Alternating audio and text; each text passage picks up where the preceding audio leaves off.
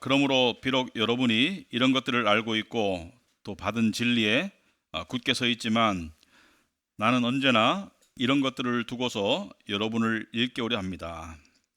나는 이 육신의 장막에 사는 동안 여러분의 기억을 일깨워서 분발하게 하는 것이 옳다고 생각합니다. 우리 주 예수 그리스도께서 나에게 보여주신 대로 내가 육신의 장막을 벗을 때가 멀지 않음을 알고 있기 때문입니다. 그리고 내가 세상을 떠난 뒤에도 언제든지 여러분이 이런 일들을 기억할 수 있게 하려고 힘을 쓰고 있습니다. 우리가 여러분에게 우리 주 예수 그리스도의 권능과 재림을 알려드린 것은 교묘하게 꾸민 신화를 따라서 한 것이 아닙니다. 우리는 그의 위엄을 눈으로 본 사람들입니다. 더없이 영광스러운 분께서 그에게 말씀하시기를 이는 내 사랑하는 아들이요 내가 좋아하는 아들이다 하실 때에 그는 하나님 아버지께로부터 존귀와 영광을 받았습니다. 우리가 그 거룩한 산에서 그분과 함께 있을 때에 우리는 이 말소리가 하늘로부터 들려오는 것을 들었습니다. 또 우리에게는 더욱 확실한 예언의 말씀이 있습니다. 여러분의 마음속에서 날이 새고 샛별이 떠오를 때까지 여러분은 어둠 속에서 비치는 등불을 대하듯이 이 예언의 말씀에 주의를 기울이는 것이 좋습니다. 여러분이 무엇보다도 먼저 알아야 할 것은 이것입니다. 아무도 성경의 모든 예언을 제멋대로 해석해서는 안 됩니다. 예언은 언제든지 사람의 뜻에서 나온 것이 아니라 사람들이 성령에 이끌려서 하나님께로부터 오는 말씀을 받아서 한 것입니다. 아멘. 앉으기 바랍니다. 우리 말씀을 위해서 기도하도록 하겠습니다. 하나님 아버지, 저희들 또 이 자리에 모였습니다. 세상을 살면서 우리가 무언가를 이루어 보려고 따보려고 동동걸음을 하다가 또 잘 안 된 경우가 많고 또 어떤 거는 죽어도 안 되는 경우도 있습니다. 세상은 왜 이래? 이런 생각이 들 때가 많습니다. 그런데 하나님의 나라는 다 이루어집니다. 다 이루어졌습니다. 우리는 이루어진 나라를 그 현실을 이 세상에서 살고 있다는 것을 다시 한번 기억하고 또 이루어진 하나님 나라의 은혜와 능력을 우리가 누리고 사는 것이 어떤 것인지 다시 한번 가르쳐 주셔서 우리가 세상을 살면서 덜 다치고 또 믿음의 싸움에서 승리하고 또 마음의 불안이나 두려움이나 그런 어떤 좌절감이나 그런 것보다 평강과 또 담대함을 더 누릴 수 있도록 하나님 은혜 베풀어 주시옵소서. 그래서 하나님 살아계심을 우리가 머리로 배우고 또 마음으로 깨닫고 또 삶으로 체험할 수 있도록 주님 도와주시옵소서. 하나님께서 당신의 자녀들을 사랑하시고 또 위하셔서 이렇게 구원의 말씀과 삶을 살아가는 지혜의 말씀을 우리에게 주셨습니다. 우리가 이것을 깨달아 알 수 있도록 주님 이 시간 은혜 베풀어 주시옵소서. 예수님 이름으로 기도합나이다. 아멘.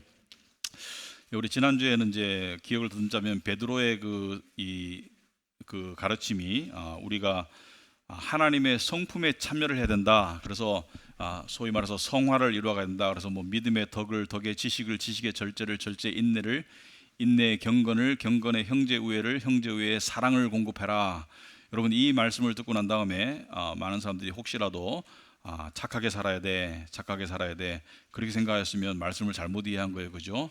우리는 아무도 안 착해요. 안 착한 사람이 착하게 살려고 하면 그게 위선이 되는 거고 그게 바리새인이 되는 거예요. 이것은 하나님으로부터 공급받으라는 거죠. 그죠? 하나님으로부터 믿음을 공급받고 하나님으로부터 지식을 공급받고 하나님으로부터 경건을 공급받고 하나님으로부터 사랑을 공급받으라는 것이죠. 그죠? 그러므로 신앙생활의 성화의 이 핵심은 하나님과 함께함, 특별히 말씀과 함께하면서 이루어지는 것이지 내가 착하게 살아야 돼 그러면 바리새인 되는 거예요. 아무도 안 착해요.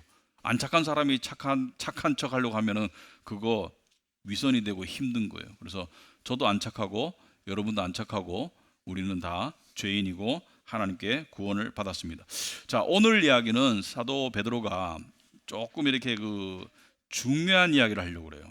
오늘 좀 중요한 이야기를 하려고 하기 때문에 근데 사실은 듣고 보면 그렇게 쌈박하게 들리진 않는데 근데 굉장히 중요해요. 사실 굉장히 중요해요. 항상 기본이 중요하잖아요. 그죠? 기본이 중요하잖아요. 그래서 기본이 중요한데, 기본을 안다고 생각하지만 기본을 모르는 사람들이 많은데, 기본이 중요한데 이 기본적인 이야기를 하기 위해서 조금 이렇게 분위기를 잡아가죠. 어떻게 분위기를 잡아가요? 내가 이 세상을 떠날 날이 다가오고 있어. 그것을 이렇게 표현하더라고요. 내가 이 장막을 벗을 날이 다가오고 있어. 여기서 말하는 장막은 이 몸뚱아리를 말하죠. 몸뚱아리를 장막, 그러니까 텐트, 장막 또는 집이라고 그런다. 장막이라는 것은 임시거처라는 개념이 있죠. 그래서 하늘에 가면 우리가 영원히 거할 진짜 집을 받는 것이고, 이것은 장막이다. 이렇게 말할 때 그 의미는 뭐냐면, 인간의 실체는 영혼이지 몸뚱아리가 아니다. 인간의 실체는 영혼이지 몸뚱아리는 살다 보면 변하기도 하고 뭐 잘라지기도 하고 심한 경우에는 또 썩어지고 이렇게 되지만은, 영혼이 인간의 실체고 영혼은 변함이 없이 영혼은 하나님 앞으로 간다. 그래서 이 몸뚱아리를 잠시 빌려서 영혼이 머물고 있지만 결국은 영과 육이 분리되고, 육은 그냥 흙으로 돌아가고 영은 하나님 앞으로 간다. 영이 우리잖아요, 그죠? 영이 우리다. 그래서 사도 베드로는 이 장막을 벗어난다는 것은 자기 자신의 영혼이 장막을 떠날 날, 그러니까 이 세상의 관점에서 보면 죽을 날이 다가오고 있다. 영과 혼이 분리될 날이 다가오고 있다. 여러분, 사람이 뭔가를 앞두고 어떤 중요한 얘기를 할 때 가장 중요한 얘기 중에 하나는, 이렇게 예를 들어서 어떤 부모님이 뭐 중병의 진단을 받았는데 몸 상태가 돌아가는 것도 그렇고 의사의 얘기를 들어봐도 그렇고 몇 개월 안 남았어. 그럴 때 자식들을 불러놓고 이제 임박한 죽음을 앞두고, 얘들아 내가 이제 곧 떠날 거야. 너희들을 떠날 거야. 영원히 떠날 거야 하면서 하는 말은 굉장히 가슴에 와닿고 그리고 굉장히 간직이 되겠죠. 왜? 중요한 얘기 할 거 아니에요, 그죠? 근데 뭐 죽음 앞두고 난 다음에 갑자기 뭐 니네 짜장면집 저기는 가지 마, 거기는 맛이 없어, 이런 말 하겠어요, 그죠? 그러면 안 할 거 아니에요. 굉장히 중요한 얘기를 할 건데, 그죠? 중요한 얘기를 할 건데 그 중요한 얘기에 좀 귀를 기울이겠죠. 자, 12절에 사도 베드로가 이렇게 말하고 있죠. 그러므로 비록 여러분이 이런 것들을 알고 있고 또 받은 진리에 굳게 서 있지만, 이건 무슨 말이냐면, 내가 지금 하려고 하는 얘기는 새로운 얘기는 아니야. 새로운 얘기는 아니고 니네 이미 알고 있고 그 속에 서 있지만, 나는 언제나 이런 것들을 두고서 여러분을 일깨우려 한다. 다시 일깨운다는 것은 약간 잠들었어. 그러니까 알고 있는데 약간 이렇게 소강 상태야. 그걸 다시 일깨우려고 한다. 다시 깨우려고 한다. 그러니까 왜냐하면 중요한 기본이기 때문에 다시 일깨우려고 한다. 나는 이 육신의 장막에 사는 동안 여러분의 기억을 일깨워서 분발하게 하는 것이 옳다고 생각한다. 자, 나는 이 육신의 장막에 사는 동안, 이것은 무엇을 암시합니까? 떠날 날이 오고 있다. 여러분의 기억을 일깨워서, 여러분이 알고 있지만 다시 기억을 상기시켜서 분발하게 하는 것이 옳다고 생각한다. 여기서 분발한다는 것은 이렇게 꺼져가는 불씨에 다시 기름을 부어서 다시 활활 타게 하고 싶다. 다시 바람을 이렇게 부채질을 해서 불이 다시 활활 타게 하고 싶다. 그렇게 하고 싶다는 거예요. 무슨 얘기를 하려고 하는 거예요, 지금? 무슨 얘기를? 자, 엄청나게 중요한 얘기를 하려고 하는데, 이 중요한 얘기가 사실은 이미 알고 있는 얘기고, 들어서 이게 감흥 없이 들으면 별로 새로울 거 없는 이야기인데 매우 중요한 이야기를 하려고 하고 있는데, 사도 베드로가 14절에 이렇게 얘기합니다. 다시 자기 죽음에 관한 이야기를 또 해요. 구체적으로, 우리 주님 주 예수께서 나에게 보여주신 대로 내가 육신의 장막을 벗을 때가 멀지 않음을 알고 있기 때문이다. 자, 주님이 뭘 보여줬어요? 주님이 뭘 보여줬어요? 주님이 뭘 보여줬냐면, 여러분 그 필름을 돌려서 요한복음으로 가보면, 요한복음 21장에 가면은 부활하신 주님께서 사도들에게 나타나셔서 특히 베드로에게 네가 나를 사랑하느냐 3번 물으시고 난 다음에 이 주님께서 몇 마디 말씀을 하시는데, 베드로의 운명에 관한 예언의 말씀을 하시죠, 그죠? 말씀이신 주님께서 말씀으로 예언의 말씀을 하시죠. 뭐라고 말씀했냐면, 요한복음 21장에 보면 내가 진정으로 내게 말한다. 18절에 네가 젊어서는 스스로 띠를 띠고 네가 가고 싶은 곳을 다녔으나, 무슨 말이냐면 네가 젊어서는 네 마음대로 돌아다녔다. 네 생각대로 말하고 네 마음대로 돌아다니고, 그러니까 베드로가 조금 충동적이고 지 생각대로 많이 움직였죠, 그죠? 그래서 그렇게 돌아다녔는데, 네가 늙어서는 남들이 네 팔을 버릴 것이고 너를 묶어서 네가 바라지 않는 곳으로 너를 끌고 갈 것이다. 여기서 말하는 남들은 하나님이면서 동시에 세상이 말합니다. 그러니까 베드로가 원하지 않는 삶으로 이끌고 갈 것이다. 자, 인간이 원하지 않는 삶은 뭐예요? 고통의 삶, 그리고 무시당하는 삶, 그리고 힘든 삶 원하지 않아요. 그리고 죽음은 인간이 원하지 않습니다. 예수께서 이렇게 말씀하신 것은 19절에 베드로가 어떤 죽음으로 하나님께 영광을 돌릴 것인지를 암시했다. 자, 이 화법에는 이런 게 있습니다. 직설 화법과 은유법이 있죠, 그죠? 직설 화법과 은유법이 있는데 직설 화법보다 은유법이 사실은 더 효과가 있어요. 그러니까 말하자면은 사람의 깊은 속을 다 까발리고 다 드러내면 맛이 없다 그러죠. 맛이 없어, 그죠? 그러니까 있는 생각을 다 까발리고 다 드러내면 맛이 없어. 그러니까 음식도 풍미라는 게 있잖아요, 그죠? 풍미, 깊은 속맛이라는 게 있죠, 그죠? 깊은 속맛. 그러니까 싸구려 음식은 먹으면 바로 그냥 맛이 탁탁탁 드러나지만은 깊은 풍미는 뭐예요? 씹으면 씹을수록 맛이 나는 거죠. 그래서 사람이 속이 깊은 사람이 좋은 사람이잖아요. 사람들에게 매력 있는 사람, 만나면 만날수록 까보면 까볼수록 그 안에 깊은 풍미가 들어있고, 그리고 이 요즘에 폭삭 속았수다 보는 사람들 많은 것 같은데 저보고 보라고 자꾸 카톡 보내주고 하는데 보고 있어요. 걱정하지 마세요. 보고 있는데 제가 드라마는 잘 안 보려고 합니다. 왜냐하면 드라마 보면 시간을 많이 잡아먹기 때문에 안 보려고 하는데 이거는 제가 봤어요. 16편밖에 없다고 해서 봤는데, 야, 보니까 이 안 보신 분들 또 혹시 또 저 때문에 볼 수도 있는데, 이 남편이 어때요? 양관식이가 어때요? 속이 깊죠, 그죠? 속이 깊죠. 깊다는 것은 자기의 고통을 잘 안 드러내죠. 그리고 상대에 대한 애틋한 마음이 어떤 숨은 행동이나 눈빛이나 다 드러나지만 그게 말로 가볍게 표현 안 하죠, 그죠? 예. 이게 깊은 거예요. 깊은 거예요. 자, 그런데 하나님도 그 깊은 맛을 좋아하세요. 여기 보면 어떤 죽음으로 하나님께 영광을 돌릴 것인가를 암시하신 것이다. 암시라고 되어 있죠. 암시는 다, 야 베드로야, 너 AD 65년에 십자가에 거꾸로 매달려 죽을 거야, 이렇게 안 하셨단 말이에요. 그렇지만 행간을 읽어보면 하나님께 영광을 돌리는 죽음은 자연사가 아니고 순교라는 것을 우리가 짐작할 수 있겠죠, 그죠? 그래서 베드로는 순교당할 것을 알고 있었고, 그렇기 때문에 더 담대할 수밖에 없었습니다. 왜? 어차피 순교당할 건데.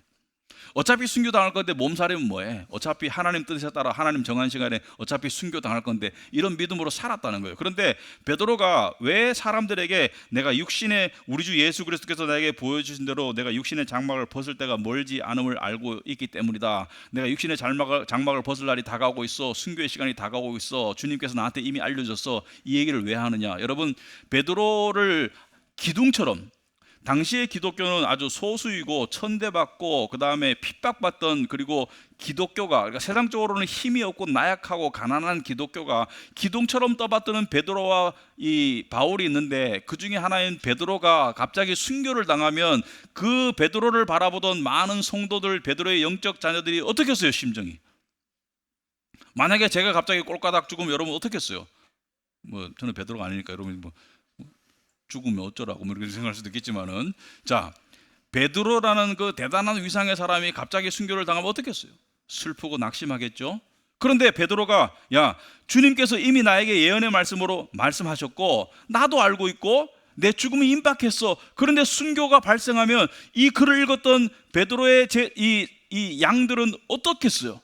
슬프기는 하겠지만 믿음이 강화되겠죠. 왜? 말씀대로 이루어지네. 주님께서 말씀하신 대로 그대로 이루어지네. 베드로는 이 장막을 벗어났네. 그러니까 베드로 자체가 자신의 표현을 내가 죽을 거야 하지 않고 이 장막을 벗어난다는 것은, 장막은 좋은 건 아니에요, 그죠? 진짜 하나님 나라로 가기 위한 임시 거처를 내가 벗어난다는 것은 좋은 의미가 내포되어 있기 때문에 어떻게 됐어요? 슬프기는 하겠지만 믿음이 강화되겠죠. 말씀이 현실로 이루어지니까 말씀이 옳네, 말씀이 맞네. 베드로는 그것까지 염두에 뒀다고 봅니다. 우리 행간을 읽을 줄 알아야 돼요.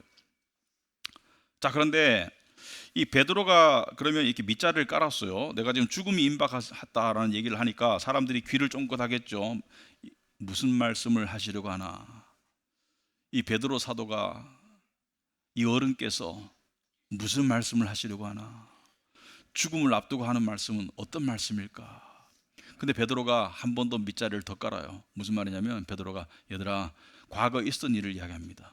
내가 예수님을 따라 제자의 삶을 살 때, 그때 나하고 요한하고, 유명한 요한하고 야고보하고 세 명이서 주님을 모시고 어떤 산에 올라갔었거든. 그 산에 올라갔는데 그 산에 모세와 엘리야가 나타났었어. 그래서 내가 그때 초막 셋을 지을까, 그런, 베드로는 젊었을 때는 충동적으로 지 생각나는 대로, 그러니까 이렇게 머리와 입이 바로 연결된 사람, 가슴을 통하지 않고, 그래서 머리와 입이 바로 연결된 사람이라서 그렇게 말을 했었죠. 제가 초막셋을 지을까요? 그때 하늘에서 음성이 들려왔어요. 이는 내 사랑하는 아들이고 내 기뻐하는 자라는 하나님의 음성이 들려오면서 그때 그리스도의 주님의 모습이 인간의 형상이 아닌 광채가 나는 모습으로 변했다. 그래서 그것을 변화산 사건이라고 한다. 영어로 transfiguration, 그 모습이 변했다, 영광의 모습으로 변했다. 그것을 본 이야기를 하는 거예요. 이게 사실일까 아닐까? 사실이죠. 혼자만 본 것이 아니고 주님도 계셨고 야고보와 요한도 함께 봤고 너무나 황홀하고 너무나 신비로운 체험이고 그리고 사실이었습니다. 팩트를 이야기한 거죠. 그런데 이러한 체험은 누구나 감히 할 수 없는 체험이죠. 정말 선택된 아주 소수만 했던 아주 우리는 할 수 없는 그런 체험을 베드로는 했단 말이에요. 이 이야기를 왜 하는 거예요? 이 이야기를 하고 있어요. 자, 16절에 보시면은 우리가 여러분에게 우리 주 예수 그리스도의 권능과 재림을 알려드린 것은 교묘하게 꾸민 신화를 따라서 한 것이 아닙니다. 우리는 그의 위엄을 눈으로 본 사람들입니다. 이 변화산 이야기를 하고 있는 거예요. 더없이 영광스러운 분께서 하나님께서 그에게 말씀하시기를 이는 내 사랑하는 아들이요 내가 좋아하는 아들이다 하실 때 그는 하나님 아버지께로부터 존귀와 영광을 받았습니다. 우리가 그 거룩한 산에서 그 변화산에서 그분과 주님과 함께 있을 때 우리는 이 말소리가 하늘로부터 들려오는 것을 들었습니다. 그러니까 팩트, 사실을, 진실을 이야기하고 있는 거예요. 여러분, 당시에 유대인들은 신화에 몰두했었습니다. 그리스 문화도 마찬가지고 신화와 어떤 설화에 몰두했던 그런 시절이었고 우리도 옛날에 우리나라도 그런 때가 있었습니다. 신화에 몰두했던 그런 시절이었고 그 신화를 굉장히 의미를 줬어요. 환상이나. 요즘 우리나라 중에도 사람들 중에도 뭐 혹가다 환상이라는 거 되게 막 따지는 사람이 있죠. 그죠? 환상에 되게 의미를 부여하던 시절인데 베드로가 하는 말이 나는 환상 중에 최고의 환상을 봤어. 나는 천사를 본 정도가 아니라 나는 하늘에서 들려오는 하나님의 음성도 들었고 주님의 모습이 변하는 것도 보았고 나는 모세와 엘리야가 나타난 것도 보았어. 그러니까 상상할 수 있을 수 있는 최고의 어떤 환상을 본 거죠. 그걸 이야기하고 있어요. 이거 왜 이야기할까? 나는 죽음이 다가오고 있어요. 나는 이런 환상을 봤어요. 이거 왜 이야기하냐면 진짜 하고 싶은 이야기를 하려고 하는 거예요. 밑자리 깔고 있는 거예요. 그 사실이야. 엄청난 걸 봤어. 그런데 19절에 뭐라 그래요? 우리에게 더 확실한 게 있어. 이걸 얘기하고 싶은 거예요. 우리에게 더 확실한 게 있어. 그게 바로 예언의 말씀이야. 자, 이 이야기가 새로울 건 없죠. 진리이고 너희들이 이미 알고 있고 너희들이 붙잡고 있는데 이것이 가장 중요하기 때문에 자기 죽음도 이야기하고 다가올 임박할 죽음도 이야기하고 나는 죽음을 앞둔 사람으로서 너에게 유언처럼 이 말을 하고 있어. 그리고 자기 자신이 겪은 변화산의 그 황홀하고 신비한 체험 이야기도 하면서 그거 사실이야. 하지만 그것보다 더 확실한 게 뭐예요? 바로 말씀이라고 이야기해요. 더 확실한 게 말씀이라고 이야기하는 거예요. 왜 그럴까? 그 변화산에 있었던 사건을 사람들이 듣고 안다고 앞으로 세상에서 다가올 여러 가지 고난과 여러 가지 어려움 속에서 그것이 얼마나 힘이 될까요? 베드로는 남겨질 성도들의 앞날을 염려해서 그들의 신앙의 삶을 염려해서 죽음을 앞두고 내가 강조하고 싶은 한 가지가 있다면 얘들아 말씀이 제일 확실해 이야기를 하는 거예요. 말씀이 제일 확실해 이 말을 하는 거예요. 이 말을 하고 싶어서 앞에 밑자리를 깔았는 거예요. 말씀의 확실성을 이야기하고 싶었다. 왜 그럴까? 왜냐하면 지금도 마찬가지입니다. 여기 보면 더욱 확실하다고 되어 있죠. 그죠? 더욱 확실해. 말씀만 확실하다고 하지 않고 더욱 확실하다고 말하고 있어요. 내가 변화산에서 본 거 그 확실한 사실이야. 하지만 더 확실한 것은 말씀이라고 이야기해서 내가 죽음이 다가오는 것은 확실한 사실이야. 하지만 더욱 확실한 것을 이야기하고 있죠. 더욱 비교적 더욱 확실하다. 왜냐하면 우리는 신앙생활을 하면서 우리는 느낌을 더 붙잡을 때가 있어요. 생각에 더 휘둘릴 때가 있어요. 세상의 평판에 더 목매일 때가 있고요. 세상의 기준과 가치관에 더 휩쓸릴 때가 있죠. 상황에 더 휘둘릴 때가 있고요. 하나님에 대한 객관적인 말씀에 의해서 하나님과의 관계를 맺기보다는 하나님에 대한 내 느낌에 더 충실할 때가 있죠. 하나님이 뭐 이래? 하나님이 왜 이러셔? 그런 느낌이 들 때가 있습니다. 베드로는 이렇게 말하는 거예요. 너의 느낌, 네 생각, 세상의 가치관, 세상의 평가, 네가 바라보고 있는 미래, 그보다 더 확실한 게 말씀이야. 말씀을 붙잡아야 돼. 그 이야기를 하는 거예요. 그럼 사람들이 이야기하죠. 아니, 느낌도 무시할 수 없지 않습니까? 저한테 이런 생각이 드는걸요. 세상의 기준도 무시할 수 없잖아요. 세상의 가치관, 세상의 평가도 제가 그거 모른 채 하고 살 수 없잖아요. 베드로가 그거 무시하라는 거 아니에요. 그거 모른 채 하라는 거 아니에요. 그 영향권에서 완전히 벗어날 수 있다고 이야기하는 거 아니에요. 뭐라고 말하는 거예요? 더 확실한 게 말씀이야. 이렇게 말하는 거예요. 더 확실한 게 말씀이야. 말씀이 더욱 확실해. 우선순위가 중요해.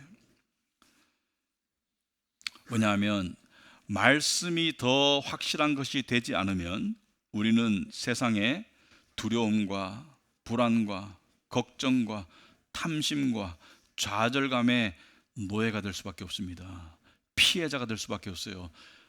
베드로는 하나님의 마음으로 성도들을 아끼기 때문에 말씀을 붙잡아라. 그러지 않으면 너는 두려움에 사로잡힐 수도 있고 걱정에 사로잡힐 수도 있고 불안에 콩닥콩닥 마음이 뛸 수도 있고 탐심과 좌절감으로 세상이 뭐 이래? 그런 마음에 그냥 쓴뿌리가 날 수도 있고 그렇다는 거예요. 여러분, 말씀이 얼마나 중요한지, 말씀이 하나님인데 하나님이 세상에서 가장 소중하다는 것은 여러분 다 동의하실 거예요. 믿는 분들이라면 하나님이 가장 소중한 분이다 다 동의하실 거예요. 제가 한번 좀 잔인한 좀 질문 하나 해볼게요. 예를 한번 들어볼게요. 여기 부모님들 많이 계신데 여러분 자녀들 귀하죠? 여기 부모님 없는 사람도 뭐 상식적으로 알 거예요. 여러분 자식의 목숨하고 또는 자식의 안전과 무엇을 바꿀 수 있겠어요? 예를 들어서 가진 거 다 하고 자식의 목숨하고 딱 났는데 둘 중에 뭘 택할래 하는데 어느 부모가 두 번 생각하겠어요? 그죠? 자식을 택하지 어느 부모가 두 번 생각하겠어요? 제가 짓궂은 질문 하나 해볼까요? 여러분 자식이 중요해요? 하나님이 중요해요? 객관적으로 여러분 자식이 중요해요? 하나님이 중요해요?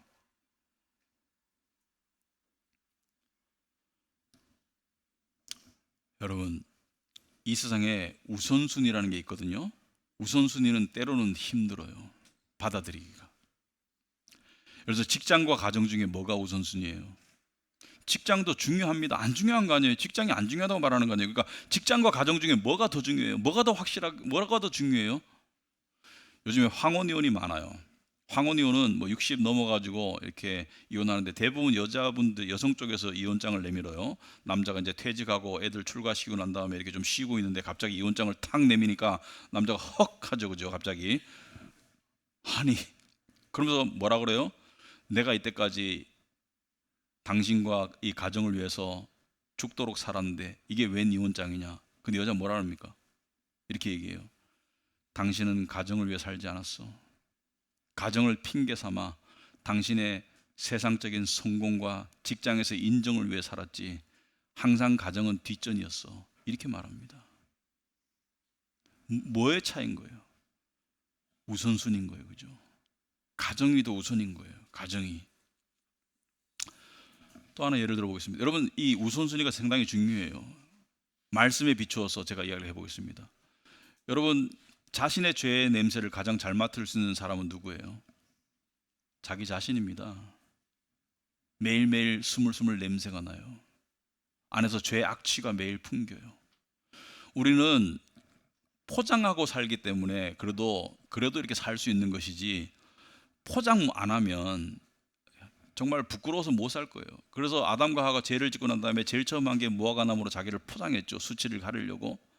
우리가 우리 안에서 드러나고 있는, 이 풍기고 있는 죄의 냄새를 우리가 포장하지 않고 억누르지 않으면 우리가 살아갈 수가 없죠. 얼굴 들고 죄의 악취를 우리가 많이 느끼죠.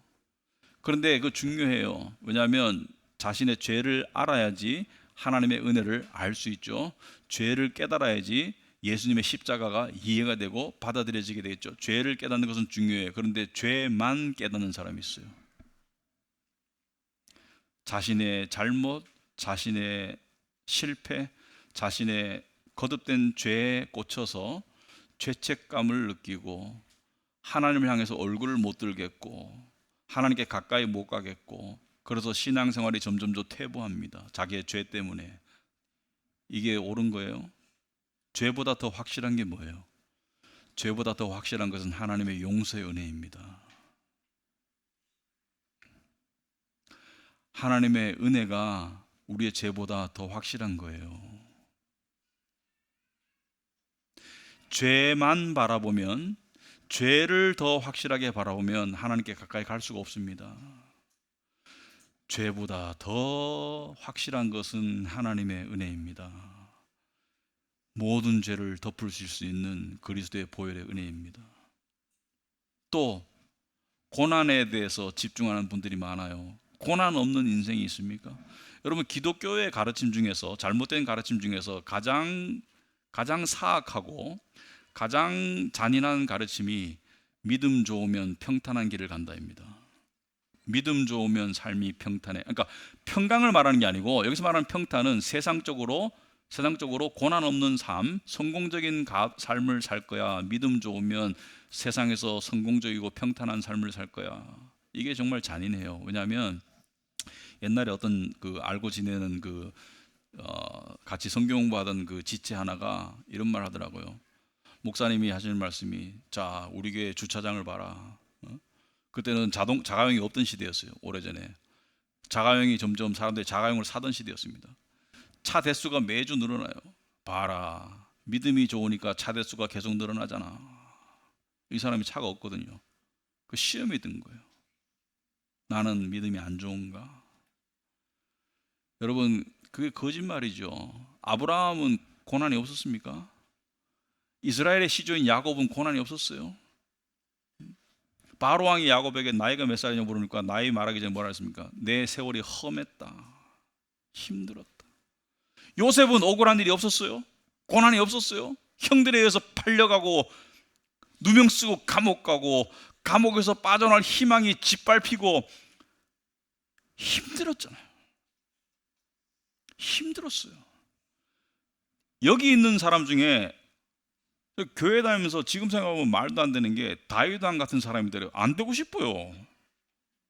자식들끼리 서로 죽이고 뭐 자식들이 죽인다고 쫓아오는데 그런 다윗 왕 안 되고 싶어요.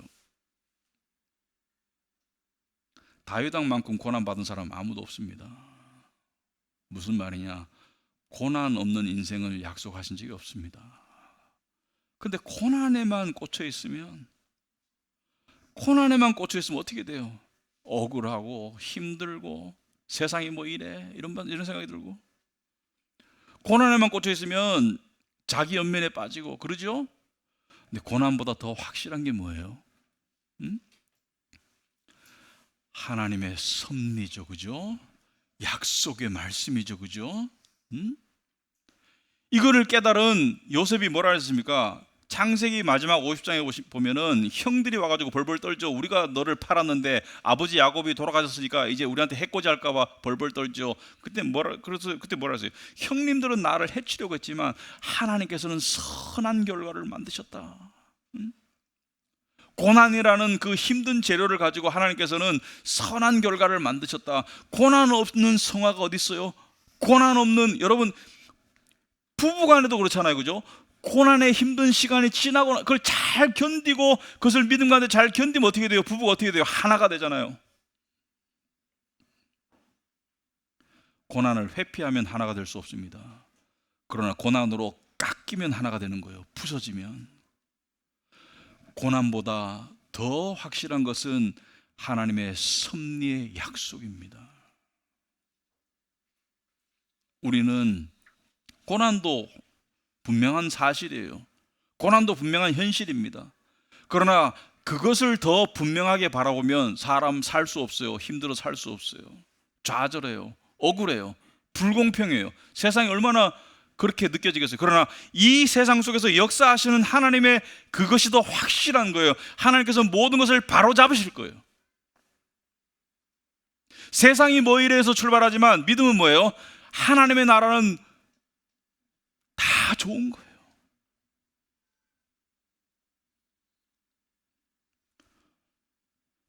베드로는 이렇게 말합니다. 말씀이 확실해. 그래서 어떻게 하라고요?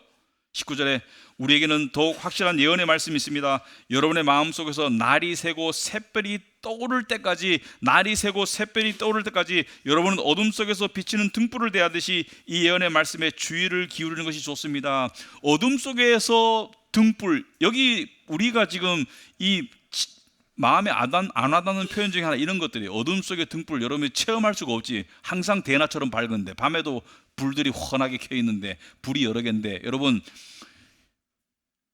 깜깜한 곳에서 그것이 산이든 마을이든 여러분들이 어둠 속에 있는데 좌우 동서남북을 분별할 수 없을 때 그 불빛이 하나 보인다고 생각해 보세요.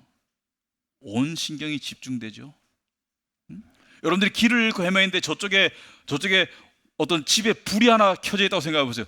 얼마나 반갑고 얼마나 안심이 되고 그쪽으로 가겠죠. 그죠? 그쪽으로. 우리 인생이 어둠과 같은 거예요. 어둠 속에 비치는 빛이 뭐예요? 말씀을 그렇게 대하라는 거예요. 그렇게 절실하게, 그렇게 간절하게 대해서 여러분의 마음속에서 날이 새고 샛별이 떠오른다는 것은, 샛별은 예수님 또는 진리의 말씀을 상징합니다. 그 말씀이 가장 확실하게 여러분 마음속에 떠오를 때 우리의 마음은 어때져요? 환해집니다. 세상의 고난이나 세상의 불확실이나 세상의 두려움이나 세상의 힘듦과 아픔 때문에 어둡고 위축됐던 마음이 말씀의 샛별이 떠오르면, 말씀이 확실하게 자리를 잡으면 우리 마음이 환해져요. 뭘로? 소망으로. 예수님의 통치 가운데 환해져요. 그걸 이야기하는 거예요. 그걸 이야기하는 거예요. 거기까지 갈 때까지 말씀에 주의를 기울여 살아라. 이게 베드로가 죽기 전에 남긴 유언 1호입니다. 왜? 그거 없이는 세상 견디기 힘들 거야. 견디기 힘들든지 아니면 세상의 유혹과 탐심에 사로잡혀서 영혼이 망가지든지 아무튼 결과가 안 좋을 거야. 말씀을 붙잡고 살아야 돼. 그러면서 20절에 이렇게 말하죠. 여러분이 무엇보다도 먼저 알아야 할 것이 이것입니다. 무엇보다도 먼저는 우선순위를 강조한 거예요. 더 확실하다 또는 무엇보다, 다른 어떤 것보다 먼저 알아야 할 것은 이것입니다. 뭘 알아라는 거예요? 뭐가 중요하길래 무엇보다 먼저 우선순위 이렇게 앞서 있는 거예요? 뭐냐면 아무도 성경의 모든 예언을 제멋대로 해석해서는 안 된다. 여러분, 이것이 기독교 역사 속에서 최악의 문제였어요. 성경을 지멋대로 해석하는 거.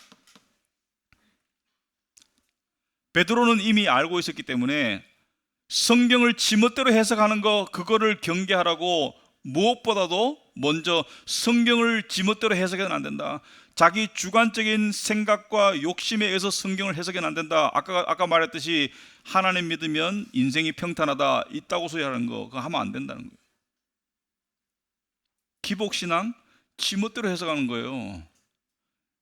예수 믿으면 부자 된다? 지멋대로 해석하는 거예요. 안 믿는 사람 부자가 훨씬 많아요. 부자 중에 안 믿는 사람이 훨씬 많아요. 율법주의 뭐예요? 잘하면 축혀 세우죠. 열심히 하니까 하나님이 복 주실 거야. 못하면 뭐예요? 협박하죠. 그따위로 하다가는 하늘에서 벼락이 떨어진다.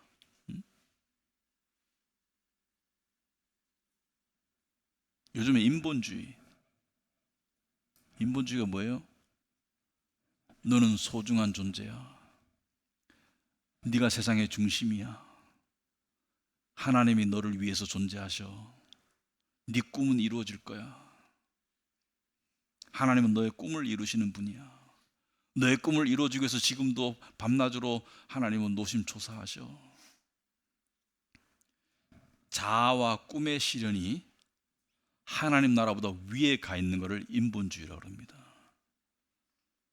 근데 똥오줌 분별 못하는 사람들이 가가지고 희덕거리고 앉아있어요.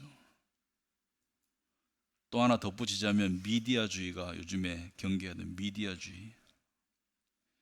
예배가 그냥 정신을 못 차리겠어. 말씀 중심이 아니라 미디어 중심이야. 내가 바다라는 말을 하면 뒤에 전광판에 바다의 장면이 나와서 막 파도를 쳐요. 그러면 사람들이 와, 우리 교회 대단해. 시설 너무 좋아. 어? 막 뒤에 막 그 무슨 그 뭐죠? 액정 화면이 막 탁 붙어가지고 정신을 못 차리겠어.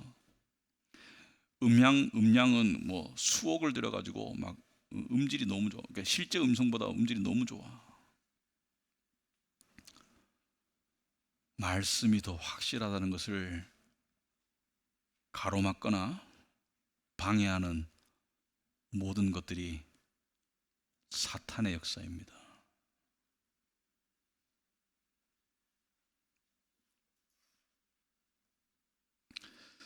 예언의 21절에 예언은 언제든지 사람의 뜻에서 나온 것이 아니라 사람들이 성령에 이끌려서 하나님께로부터 오는 말씀을 받아서 한 것입니다. 뭐예요? 사람 뜻대로 해석하지 말고 객관적으로 깨달아라. 객관적으로 깨달아라. 그래서 우리가 말씀 공부하고 신학 공부하는 거예요. 주관적인 해석이 아니라 객관적으로 깨달아라. 우리 교회는 여기에 목숨 거는 거예요. 그죠? 우리는 여기 목숨 걸어야 돼요. 왜? 말씀이 우리를 구원하지. 말씀을 왜곡시키는 거. 여러분 우리가 무슨 뭐 이단이나 또는 뭐 어떤 그 정치 세력화하는 기독교만 가지고 위험하다고 하는데요. 사실은 기복신앙, 율법주의, 인본주의 다 말씀을 왜곡하는 거예요. 왜곡하는 거예요. 종교 집단에 불과한 거예요. 그래서 우리는 말씀의 사람이 되고 말씀의 교회가 돼야 됩니다. 자, 그런데 문제는 뭐예요? 이렇게 정신 차렸다가도 또 느슨해지죠? 여러분 주중에 살다 오면 또 느슨해질 거예요. 괜찮아요. 그래도 말씀 보시고 다시 확실한 걸 붙잡고, 그래서 베드로도 뭐랍니까? 다시 생각나게 한다. 주일날 제가 하는 게 그거예요. 제가 뭐 새로운 얘기하면 그때는 제가 미쳤는 거예요. 제가 했던 말을 자꾸 하는 게 제가 정상인 거예요. 뭐 새로운 걸 개발했다고 말하면 그거는 제가 막 가는 거예요. 진리는 똑같은 거예요. 새로운 말을 하는 게 아니에요. 제가 있는 진리를 여러분에게 다시 기억나게 하는 게 저의 사명인 겁니다. 그래서 때가 가까울수록 예수님이 언제 재림할지 모르죠. 10년 뒤, 100년 뒤, 1000년 뒤 언제 재림하실지 몰라요. 하지만 우리의 때는 가까워지고 있습니다. 여러분 요즘 사람들이 세상이 너무 세속적이고 현실주의가 되다 보니까 나이가 많이 들었는 분들도, 저도 좀 겁나요. 저도 나이가 들고 있는데 나이가 많이 들었는 분들도 이 세상에 꽂혀 사시는 분들이 참 많더라고. 우리는 배터리로 말하면 충전용 배터리가 아니라 일회용 배터리입니다. 우리는 충전이 안 돼요. 우리는 이미 딱 만들어지면 배터리 잔량이 줄어드는 삶을 살고 있지, 우리는 충전이 될 수가 없어요. 그죠? 충전이 될 수가 없는 우리는 일회성 배터리의 생명이에요. 그걸 알고 사셔야 돼요. 우리는 언젠가 하나님 앞에 갑니다. 그런데 여기서는 그런 소리가 많이 나와요. 세상이 뭐 이래? 불공평하고 세상이 뭐 이래? 그러나 하나님 나라에서는 모두가 다 좋아요. 그래서 그것을 말씀을 통해서 다시 기억하고 망각했어도 괜찮아요. 다시 기억하는 게 중요해요. 그런 삶을 살다 보면 언젠가 우리도 모르는 사이에 하나님 앞으로 가게 될 것입니다. 그런 소망으로 살아가시는 우리 교회가 되기를 축원합니다. 기도하겠습니다. 하나님 아버지, 참으로 감사하고 감사합니다. 저희들을 사랑하시는 주님의 은혜에 감사드리고 이 분명한 말씀을 주셔서 감사합니다.